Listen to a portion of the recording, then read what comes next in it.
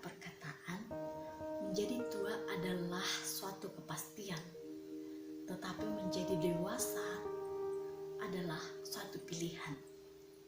Dalam arti di sini, seseorang yang menjadi tua itu adalah karena pertambahan usia di dalam hidupnya. Tetapi pertambahan usia bukan menjadi acuan seseorang menjadi dewasa. Bapak, Ibu, dan Saudara yang terkasih dalam Tuhan Yesus Kristus, kedewasaan iman juga seperti itu. Usia atau pertambahan umur seseorang tidak menjadi acuan seseorang sudah dewasa di dalam imannya. Tetapi kedewasaan iman ditentukan oleh pokok yang teguh di dalam Yesus Kristus. Kali ini kita akan belajar mengenai kedewasaan iman dari 3 tokoh Alkitab, Sadrak, Mesak, dan Abednego. Mari kita baca Alkitab kita dari kitab Daniel pasal 3 ayat 17 dan ayat 18.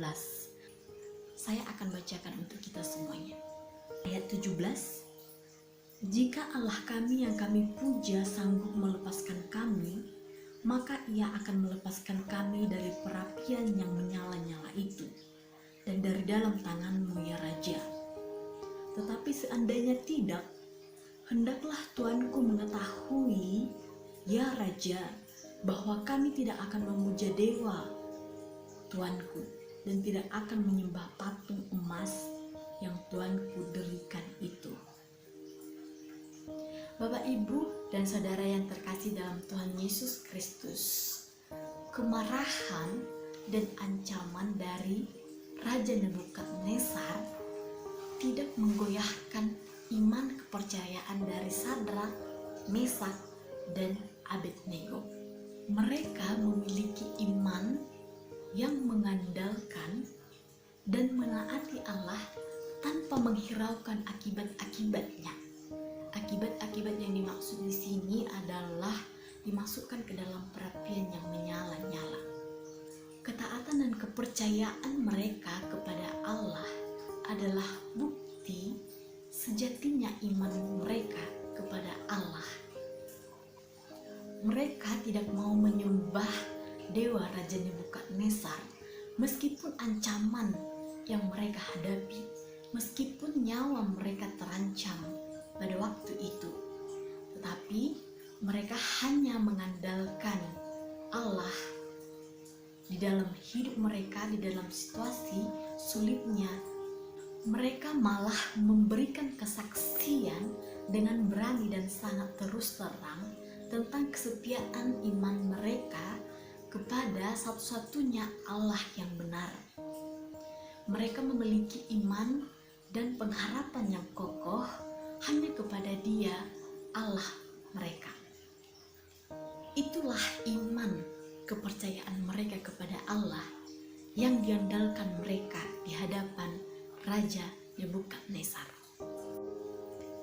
Bapak, Ibu, dan Saudara yang terkasih dalam Tuhan Yesus Kristus, dari ketiga tokoh ini kita bisa merenungkan bahwa kita pada saat ini juga berada dalam zona bahaya.